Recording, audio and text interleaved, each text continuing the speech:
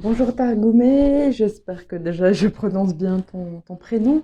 Merci de m'avoir posé une question à laquelle je m'engageais à répondre. Donc pour toi, c'était plutôt par rapport à un ami toxique. Donc je mettrai la question juste en dessous. Donc déjà pour te répondre, et je voudrais aller droit au but, c'est que gérer, tu ne peux pas gérer la vie de quelqu'un d'autre. Donc, parce que de un, c'est à lui de décider si oui ou non il a envie d'être mieux avec lui-même, mieux avec les autres.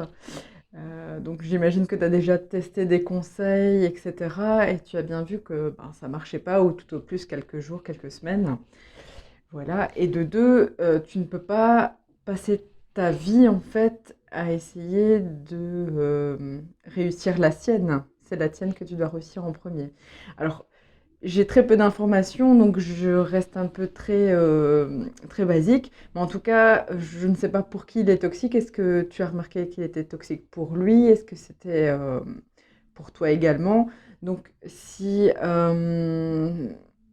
c'est pour lui, bah voilà, oui, je comprends bien que tu as envie de l'aider de toute façon, et j'ai été dans ce cas-là aussi. Il y a comment dire?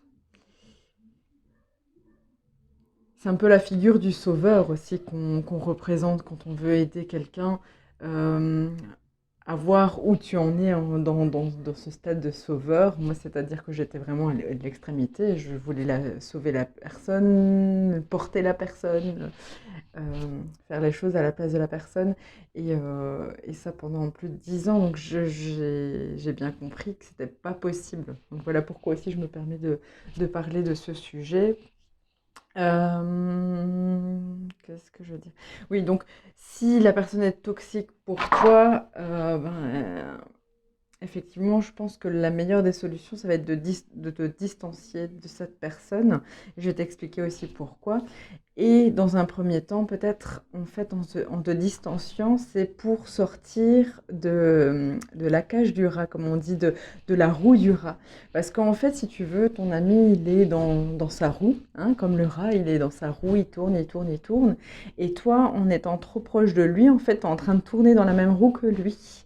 Et en te distanciant un petit peu, tu vas pouvoir mieux observer encore ce qu'il se passe et toi ne plus aussi tourner dans cette roue.